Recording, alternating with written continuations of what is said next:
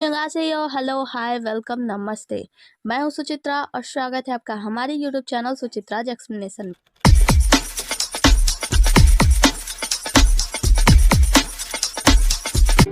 आज हम एक्सप्लेन करने वाले हैं द किंग्स वुमेन का एपिसोड नंबर 14।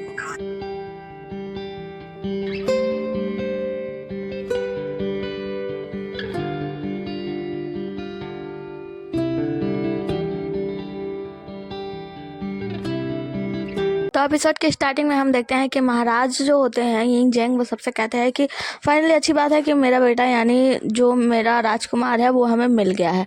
तो अब इसके बाद से सबको शांति नहीं मिलेगी, जिसने भी ये कारनामा किया है ना उसको तो मैं अच्छी सबक सिखाऊंगा। और फिर इतना कह के महाराज वहाँ से चले जाते हैं। यहाँ पे सबकी फटी पड़ी रहती है। महारानी भी माता जी को प्रणाम करती है, फिर वहाँ से चली जाती है। हानसेन भी यहाँ से आ जाता है। उसके बाद से महाराज हानसेन को कहते हैं कि तुम्हें रिवॉर्ड तो मिलना ही चाहिए, क्योंकि मैंने तुमसे कहा था कि अगर साउथ में बच्चा नहीं हुआ तो मैं तुम्हें जान से मार दूंगा। ये तुम्हारे जान पे बात बन आई थी, लेकिन फिर भी तुमने मुझसे आग्रह किया कि मैं साउथ की तरफ जाकर एक बार चेक करूं। तो तुम इतने कंफर्म कैसे थे कि वो बच्चा वहीं होगा? तो वो कहता है कि महाराज, कंफर्मेशन का कोई मतलब नहीं है, मतलब बस इतने से है कि वो हमारे राजकुमार हैं और मैं यहाँ पे एक मामूली सा गार्ड हूँ, तो मुझे आप लोगों की रक्षा करने के लिए ही रखा गया। अगर मैं रक्षा ना ही करता तो मेरा जीवन भी किस काम का, इसीलिए मैंने आपसे फोर्स किया। महाराज कहते हैं हाँ, तुम बहादुर भी हो। चलो तो अब तुम मांगो, क्या मांगते हो? तो वो कहता है महाराज, मुझे किसी भी चीज़ की नीड नहीं है, मैं आपसे कुछ भी नहीं चाहता हूँ। यहाँ पे अभी ये लोग बातें बातें कर रहे होते हैं, तभी यहाँ पे हम देखते हैं कि मिस्टर लिंग जो होते हैं उन्हें हांग सेंग के शर्ट पे, मतलब उनके कपड़े पे, आर्मर पे खून का धब्बा दिखता है। तो वो कहते हैं महाराज, मैं हांग सेंग से कुछ कंफर्म करना चाहता हूँ। तो महाराज कहते हैं ठीक है, इजाजत है। मिस्टर लिंग उनके पास, मतलब हांग सेंग के पास जाते हैं। उनके कपड़े से वो खून उठाते हैं और कहते हैं कि ये चोट कैसे लगी। हम देखते हैं कि महारानी यानी मिस ली जो होती हैं राजकुमारी, वो हांग सेंग की पहले की बातें याद कर रही होती है, जब उन्होंने पूछा था कि तुम्हें यहाँ पे चोट कैसे लगी। तुम ये मत कहना कि तुम महाराज के बेडरूम में गए थे, उन्हें जान से मारने के वाले तुम ही हो ना? तो वो कहता है कि हाँ। अब वो डर रही होती है कि कहीं ऐसा ना हो लिंग जेंग को सच्चाई पता चल जाए यहाँ पे। तो मिस्टर लीजोंग जो होते हैं वो उनसे पूछते हैं कि वैसे ये खून कैसा, आपको चोट कैसी लगी? तो यहाँ पे वो कहते हैं कि देखिए, दरअसल बात यह है कि राज्य के बाहर मैं गया था, मतलब यहाँ पे नहीं, मैं बाहर गया था, मैंने अपने दोस्तों से कुछ बैट लगाया था और मेरी गलती की वजह से मुझे चोट लग गई थी। वो कहता है कैसा बैट, मैंने तो इसके बारे में कभी नहीं सुना है। यहाँ पे महारानी खड़ी होती है, कहती है कि देखिए मिस्टर लीजोंग, देखिए लीजोंग, जो बात यह है ना कि हानसेन से महाराज बहुत ही ज़्यादा खुश है कि उन्हें हमारा बच्चा मिल गया। तो महाराज भी बहुत ज़्यादा खुश है। तो अभी हानसेन को मतलब बदनाम करने की कोशिश ना ही की जाए तो बेहतर है। मतलब एक तरीके से महाराज को अपने अपने कब्जे में ले रही होती है। महाराज भी खुश हो जाते हैं, खड़े होते हैं, कहते हैं कि हाँ, मैं हानसेन से बहुत ही ज़्यादा खुश हूँ और हानसेन कोई ऐसी बात नहीं है कि मैं तुम्हें रिवॉर्ड ना दूँ। तो तुम मांगो, तो मुझसे क्या मांगते हो? हानसेन कहते हैं कि महाराज, मैं बस कुछ दिनों की छुट्टी चाहता हूँ। मैं चाहता हूँ कि मैं कुछ दिनों के लिए अपने गाँव जाना चाहता हूँ, क्योंकि मेरी माँ बीमार है और मैं उन्हें दवाई के लिए डॉक्टर के पास ले जा सकूँ। तो हमें महाराज कहते हैं ठीक है, पूरा आज़ादी है आपको, आप जा सकते हैं, आप लीव पे ले सकते हैं। तो वो कहते हैं धन्यवाद महाराज। और फिर महाराज को प्रणाम करके वहाँ से ली जाऊँ और वो दोनों लोग चले जाते हैं। यहाँ पे महाराज महारानी का हाथ पकड़ते हैं, दोनों हाथ, कहते हैं कि महारानी, आज मैं बहुत ही ज़्यादा खुश हूँ, क्योंकि आपने मुझे तियांग मिंग का पिता कहा, मुझे अपना पति माना, मुझे बहुत ही ज़्यादा खुशी हुई। मैडम ली यार कहती है कि तियांग मिंग कई दिनों से मेरी आंखों से ओझल हो गया था, इससे मुझे उससे मिलना है और मैं भी इतने दिनों से मतलब घूम रही थी, उसे ढूंढ रही थी, तो मैं भी थक गई हूँ, मैं भी आराम करना चाहती हूँ, मैं चाहती हूँ मैं अपने महल में जाऊँ और सबसे पहले आराम करूँ। महाराज कहते हैं ठीक है, तुम चले जाओ। आगे किसी में मैडम मिंग दाले को देखते हैं, जो कि आती हैं मिस ली से मिलने के लिए, मतलब मैडम ली से मिलने के लिए। और उनकी नौकरानी उन्हें बताती है कि वो तो दरअसल सो रही हैं, इतने दिनों से वो बच्चे ढूंढने में इतनी ज़्यादा बिजी थी कि वो आराम भी नहीं कर पाई अच्छे से, तो इस समय बहुत ही गहरी नींद में है, अगर आप कहें तो मैं उन्हें जगा दूँ। मैडम मिन कहती है नहीं, उन्हें आराम करने दीजिए, मैं किसी और दिन उनसे मिलने आ जाऊँगी। और ये कुछ दवाइयाँ हैं, कुछ हर्बल हैं जो मैं उनके लिए लाई हूँ। ये प्रोडक्ट उन्हें बता दीजिएगा कि ये चेहरे पे फेस पैक की तरह लगाएं। और दूसरा देती है कि वो पी ले, इससे इनकी हेल्थ भी सही रहेगी। उन्होंने अभी अभी एक बच्चे को जन्म दिया है, जिसके बाद उनकी स्किन भी सही रहेगी और मैं दोबारा उनसे मिलने जरूर आऊंगी। तो उनकी नौकरानी कहती है धन्यवाद और उनसे वो सामान ले लेती है। आगे हम लोग भी वही को देखते हैं, जो कि अपने साथ एक सैनिक को लेकर काम कर रहे होते हैं, मतलब अकेले बैठे होते हैं। यहाँ पे वो सैनिक आता है और उन्हें कुछ सोफा देते हुए कहता है कि ये चू फैमिली से आया है, मतलब आप समझ लीजिए आपको 6 राज्यों से बुलाया है कि अगर आप वहाँ पे जाएंगे तो आपको वहाँ पे डायरेक्ट चांसलर की पदवी दे दी जाएगी। तो यहाँ पे जो लोग हुए होते हैं तो कहते हैं कि क्या तुम मेरे दिमाग को समझते हो, मैं क्या चाहता हूँ? वो कहते हैं हाँ, मैं अच्छे से जानता हूँ, मैं जानता हूँ कि आप कहीं और के चांसलर नहीं बनना चाहते, बल्कि आप क्वीन में ही जाना चाहते हैं। वो कहते हैं कि हाँ, तुम बिल्कुल सही कह रहे हो, क्योंकि मैं सालों से क्वीन की रक्षा करता आ रहा हूँ और मुझे वहीं पे अच्छा लगता है, मैं वहीं पे जाना चाहता हूँ। तो वो कहते हैं लेकिन देखिए, आपको 6 राज्यों से, और वो 6 राज्य भी कोई कम नहीं है, क्वीन के राज्य के तोड़ के 2 राज्य हैं जो बहुत ही ज़्यादा शक्तिशाली हैं, आपको वहाँ से भी आ रहा है निमंत्रण। तो वो कहते हैं वो सब राज्य मुझे सिर्फ इसीलिए बुला रहे हैं क्योंकि मैं क्वीन के बारे में सब कुछ अच्छे से जानता हूँ, और अगर मैं उनके राज्य में जाता हूँ तो क्वीन को नीचे गिराकर उन्हें उनके राज्य को नंबर 1 पर ला सकता हूँ। इसीलिए मुझे खोजा जा रहा है, लेकिन मैं कहीं जाना नहीं चाहता। मैं चाहता हूँ कि मैं क्वीन में ही जाऊँ, महाराज एक बार फिर मुझसे कहें और मैं क्वीन में ही दोबारा स्थापित हो जाऊँ। तो यहाँ पे वो कहते हैं वो आदमी की ठीक है, मैं आपके दिमाग को तो समझता हूँ, लेकिन एक बात का मुझे डर है। तो वो कहते हैं क्या? यही डर है ना कि कहीं महाराज जेंग जो है वो आकर मुझे जान से मार ना दे। तो वो कहते हैं कि हाँ महाराज, मुझे इसी बात का डर है कि कहीं महाराज आपको जान से मार ना दे, क्योंकि वो जानते हैं कि अगर आप उनके राज्य को छोड़कर किसी और राज्य में जाते हैं तो आप उनके राज्य को ध्वस्त कर सकते हैं। आगे की सीन में हम दिमाग वाले लीसी को देखते हैं जो कि अपने एक सैनिक के साथ बातें कर रहे होते हैं, जब उनका सैनिक बताता है कि आपको पता है लू बुई को ना कितने जगहों से निमंत्रण आया है चांसलर बनने के लिए, लेकिन वो वहाँ पे नहीं गए। तो वो कहते हैं ऐसा क्यों? क्या वो चांसलर बनना ही नहीं चाहते हैं क्या आप? तो वो कहता है नहीं, दरअसल मुझे ऐसा लगता है कि शायद से वो फिर से क्वीन में ही जाना चाहते हैं। तो वो कहते हैं लेकिन अब वहाँ पे जाना तो पॉसिबल नहीं है। तो वो जो सैनिक होता है वो बताता है कैसे नहीं, क्योंकि आखिर में भले ही वो सिर्फ एक चांसलर हो लेकिन है तो महाराज यानी जो इंग जेंग है उनके पिता ही है ना, तो उनके पिता भक्ति तो जागी जाएगी। तो मुझे ऐसा लगता है कि ऐसा हो सकता है कि वो उन्हें क्वीन में बुला ले, तो फिर आपकी जो भक्ति है, आपका जो कारनामा है ना, वो सब कम हो जाएगा, आपका दिमाग उनके सामने बहुत कम हो जाएगा। तो वो कहते हैं कि हाँ कुछ तो करना पड़ेगा इसका। उसके बाद से हम देखते हैं, हम दिमाग वाले लीसी को देखते हैं, जहाँ पर हम देखते हैं कि वो महाराज के दरबार में पहुंच गया होता है महाराज से बात करने के लिए। महाराज कहते हैं बताइए आपका कैसे आना हुआ? लीसी बताता है कि महाराज मैं आपसे यहाँ पे लू बुई के बारे में बात करने आया हूँ। तब महाराज कहते हैं मैं उसके बारे में कोई भी बात नहीं करना चाहता। वो कहते हैं पर महाराज बात बहुत ही ज़्यादा जरूरी है, क्योंकि लू बुई क्वीन का जो चांसलर रह चुका है और अब उसे कई राज्यों से चांसलर के लिए निमंत्रण आया है। अब किसके राज्य में वो चांसलर बनेगा, लेकिन अगर किसी और के राज्य में वो चांसलर बन जाता है तो सोचिए क्वीन का क्या होगा, क्योंकि वो वर्षों से क्वीन की रक्षा कर रहा था और क्वीन में रह रहा था। तो उसको क्वीन की हर एक चाबी हर एक ताले के बारे में पता है कि कौन सी दरवाजा कहाँ खुलता है और कहाँ क्या होता है। तो अगर उसे ये सब कुछ पता है तो वो किसी और का चांसलर बन जाता है तो वहाँ में जाकर वो क्वीन के लिए खतरा बन जाएगा।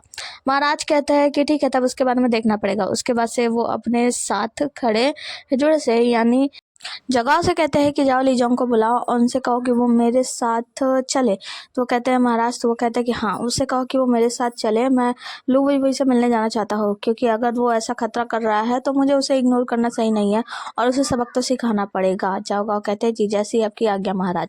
तो वो कहते हैं हाँ जाओ और इमीडिएटली यानी जल्दी से जल्दी लीजोंग को मेरे पास भेजो।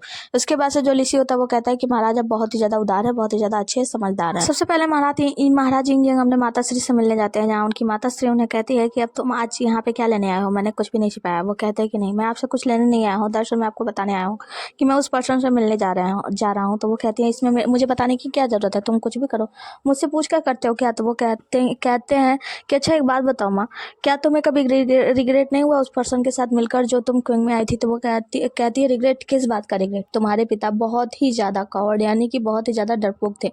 उन्हें अपने क्राउन प्रिंस यानी राजकुमार और अपने राज्य की कोई भी चिंता नहीं थी, यहाँ तक कि उन्हें अपने थ्रोन यानी उन्हें किसी भी चीज़ की चिंता नहीं थी, राज्य की चिंता नहीं थी। और तुम्हारे पिता लू बुई वो सामने आए, वो मुझे यहाँ पे क्वीन में लेकर आए, उन्होंने लड़ाई लड़ी, उसके बाद से तुम पैदा हुए और तुम्हें उन्होंने यहाँ का राजा बनाया।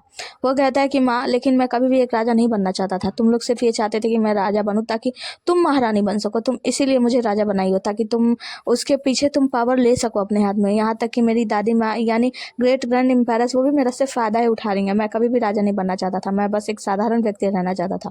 अगर आज तुम उस व्यक्ति के साथ नहीं आती तो मैं एक साधारण व्यक्ति होता, साधारण व्यक्तियों के जन्म लेता और साधारण से अपनी जीवन बिताता। मैं इन सब मामलों में नहीं पढ़ना चाहता था, लेकिन तुम सबने मिलकर मुझे राजा बनाया सिर्फ इसलिए ताकि तुम लोग पावर हासिल कर सको।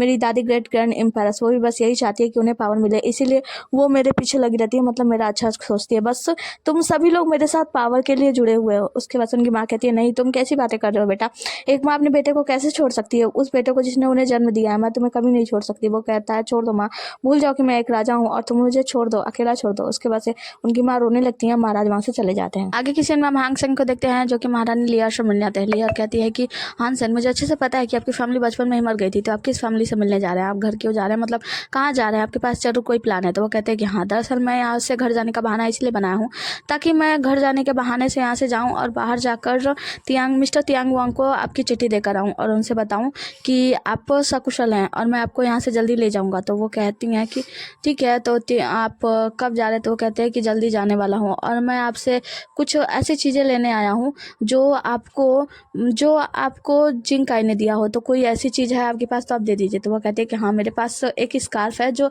जिंकाई ने मुझे दिया था। तो वो कहते हैं कि ठीक है, बहुत अच्छी बात है, आप दे दो। तो वो कहती हैं लेकिन मैं यहाँ से कैसे जा सकती हूँ, क्योंकि मेरा बेटा है, मैं उसे छोड़कर नहीं जा सकती। तो वो कहते हैं कि आप चिंता मत करो, मैं आपको और आपके बेटा तियांगमिंग दोनों को यहाँ से साथ में लेकर जाऊँगा। मैं आप दोनों को कुछ भी नहीं होने दूँगा, आप दोनों के ऊपर कोई रिस्क नहीं आने दूँगा। तो बस मुझे महल से बाहर जाने का बहाना चाहिए था, जो मुझे मिल गया है। मैं महल से बाहर जा रहा हूँ और मैं जल्दी आपको यहाँ से वापस ले जाऊँगा। आगे की सीन में हम फिर से चांसलर लू बुई को देखते हैं, जहाँ पे उनके जो साथी होते हैं वो उनसे बातें कर रहे होते हैं। कहते हैं कि महाराज कुछ तो डिसीजन लीजिए, क्योंकि आपको बार बार लेटर आ रहा है चांसलर बनने के लिए, और जो चू मेंशन से फिर से एक बार लेटर आया है, तो आप कहिए तो मैं उनको कुछ रिप्लाई दे दूँ। तो वो कहते हैं कि नहीं, मैं क्या बताऊँ। अच्छा, एक काम करो, उन्हें ये रिप्लाई दे दो, उनसे ये कहो कि मैं बीमार हूँ और जब मैं रिकवर हो जाऊँगा तब जाके इसके बारे में सोचूंगा।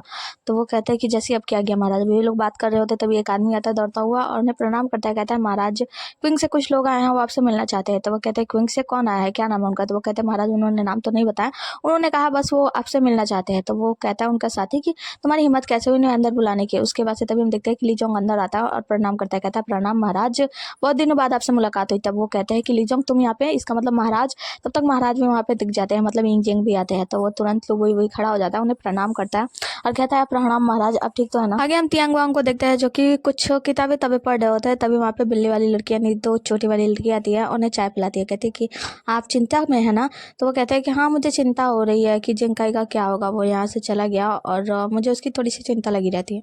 तभी हम देखते हैं बाहर दरवाजे पर दस्तक होती है, तो जो छोटी सी लड़की यानी बिल्ली वाली कैट गर्ल होती है, वो बाहर जाती है। तो वो बोलते हैं कि मैं हांग सेंग से मतलब मैं हांग सेंग की तरफ से आया हूँ एक लेटर लेकर तियांग वांग के लिए। तो वो कहते हैं कि ठीक है, लेटर दीजिए। और वो लेटर वेटर लेती है और लेके तियांग वांग को ले जाकर दे देती है। तियांग वांग वो लेटर में खोलते हैं तो उसमें एक स्कार्फ मिलता है। तो वो कहती है वाह, कितना सुंदर स्कार्फ है। तो वो कहते हैं ये प्यार की निशानी है, और ये प्यार की निशानी ना जिंग काई ने मिस ली को दिया था। तो वो कहते हैं कि अरे वाह, इसका मतलब है कि हांग सेंग जो है वो मिस ली से मिल चुके हैं। तो वो कहते हैं कि हाँ, और फिर वो लेटर में पढ़ते हैं जिसमें लिखा होता है कि मैं जल्द ही मिस ली को यानी मैं गुंगसंग ली को यहाँ से छुड़ा कर ले आऊंगा। हम महाराज जिंग को देखते हैं, जो कि चांसलर लू बुई को बैठाए होते हैं और धमका रहे होते हैं। बताइए आप चाहते क्या हैं? इतने राज्यों से, 6 राज्यों से आपके लिए निमंत्रण आया है कि आप वहाँ पे चांसलर बन जाए, तो आप क्या करना चाहते हैं? उनके पिताश्री यानी जो लू बुई होते हैं वो कहते हैं कि देखो, मैं ऐसा कुछ भी नहीं चाहता। मैं नहीं चाहता हूँ कि मैं किसी और राज्य का चांसलर बनूं, और यकीन मानो मैं क्विंग आर्मी के लिए ईमानदारी से कार्य करता हूँ और मैं बहुत ही ज़्यादा ईमानदार हूँ। तो यहाँ पे राजा कहते हैं कि लेकिन मुझे ऐसा लगता है कि आपकी ईमानदारी के लिए आप सबको मौत की सज़ा देनी चाहिए, क्योंकि मैं नहीं चाहता कि मेरे राज्य यानी मेरे क्विंग से निकलकर कोई और किसी और राज्य में जाए और वहाँ पे जाके हमारे राज्य की सारी सच्चाई मतलब सारी बातें बता दे जो कि हमारे यहाँ पे हिडन है। वो कहते हैं कि आप यकीन करो महाराज, मेरा दिल सिर्फ और सिर्फ क्वीन के लिए धड़कता है। क्वीन के अलावा मैं किसी राज्य में चांसलर नहीं बनना चाहूँगा, और ना मैंने किसी के चांसलर पदवी को स्वीकार किया है। मैंने सबके निमंत्रण को ठुकरा दिया है। यहाँ पे महाराज कहते हैं कि अच्छा ऐसा है क्या? तभी बाहर से कुछ लोग आते हैं शोर करते हुए कि मुबारक हो लू बुई, मुबारक हो आपको, आपने चू का चांसलर बनना चुना, आपको बहुत बहुत मुबारक हो। यहाँ पे वो कहते हैं ये सब क्या हो रहा है? बाहर जाते हैं तो ये दोनों लोग देखते हैं कि वहाँ पे कुछ लोग आए होते हैं और लू बुई को धन्यवाद मतलब मुबारकबाद दे रहे होते हैं कि आपको बहुत बहुत मुबारक हो कि आप चू राज्य के आप चांसलर बन चुके हैं। तो वो कहते हैं ये सब क्या कह रहे हो तुम लोगों ने ये न्यूज़ कहाँ से सुना, और ये सब झूठ है? तो वो लोग कहते हैं कि माफ़ कीजिएगा, लेकिन हमने ये सुना है और ये बिल्कुल सच है। वहाँ पे एक आदमी होते हैं, वो कहते हैं कि आप लोग चलिए यहाँ से, आप लोग पागल है क्या? आप लोग देख नहीं रहे हैं कि महाराज किसी से मिल रहे हैं और आप इसी में आकर इनको मुबारकबाद दे रहे हैं? चलिए यहाँ से चलिए। सभी लोग चले जाते हैं। उसके बाद से जो लू बुई होते हैं वो महाराज को सफाई देने की कोशिश करते हैं, लेकिन जो महाराज होते हैं वो कहते हैं कि मुझे आपकी कोई भी बात नहीं सुननी है, और वहाँ से चले जाते हैं। आगे की सीन में हमारे महारानी लीयर को देखते हैं, जिनके बाल जा रही होती है उनकी नौकरानी। तो वो जाने लगती है तो उनसे कहती हैं कि तुमने जब से मैं यहाँ पे आई हूँ तुम मेरी हमेशा सेवा करती हो, मैं तुम्हें कुछ देना चाहती हूँ। उससे अपने हेयर पिन देती हैं। वो कहती है नहीं महारानी, मैं ये नहीं ले सकती। तो वो कहती है रख लो, मैं खुशी से दे रही हूँ। तो वो रख लेती है, कहती है ठीक है महारानी धन्यवाद, और फिर वहाँ से जाने लगती हैं। महारानी भी खुश हो जाती हैं।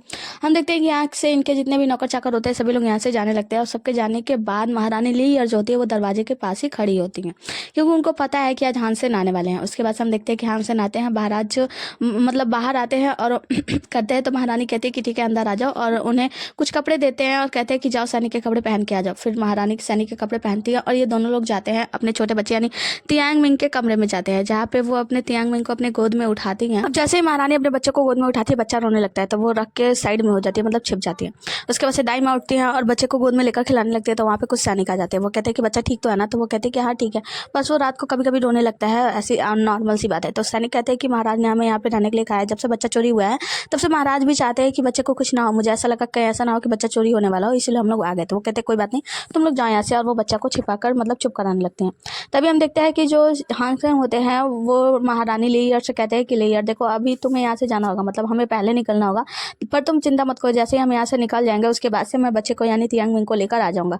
तो वो कहते हैं लेकिन मैं अपने बच्चे को छोड़कर कैसे जा सकती हूँ, ये तो इम्पॉसिबल है ना? तो वो कहते हैं कि नहीं तुम चिंता मत करो, तुम मेरी बात पर भरोसा करो, जैसे ही हम यहाँ से बाहर जाएंगे मैं तियांग मिंग को भी जल्दी ही ले आऊँगा, तो फिर अभी तुम चलो क्योंकि हमारे पास ज़्यादा टाइम नहीं है। तो वो कहती है कि ठीक है, फिर तैयार हो जाती है और बाहर जाती है। बाहर हम देखते हैं कि कुछ सैनिक जो होते हैं वो घूम रहे होते हैं, मतलब चारों तरफ निगरानी कर रहे होते हैं। तो यहाँ पे हांगसेंग कहते हैं कि तुम चिंता मत करो, मुझे पता है कि तुम सैड हो क्योंकि तुम अपने बच्चे को छोड़कर जा रही हो, लेकिन जैसे ही तुम यहाँ से बाहर जाओगी ना मैं तुम्हारे बच्चे को भी लेकर आ जाऊँगा, तुम उसकी बिल्कुल भी फिक्र मत करो। उसके बाद से महारानी यहाँ से कहती है कि ठीक है मैं जाने को तैयार हूँ। मतलब इसी के साथ हमारा आज का एपिसोड खत्म होता है। मिलते हैं अगले एपिसोड में, तब तक के लिए बने रहिए हमारे साथ। Tata bye bye. और हाँ, वीडियो को लाइक कर दो, नहीं तो फिर अच्छा नहीं होगा ना, हम ये वीडियो ही नहीं बनाएंगे।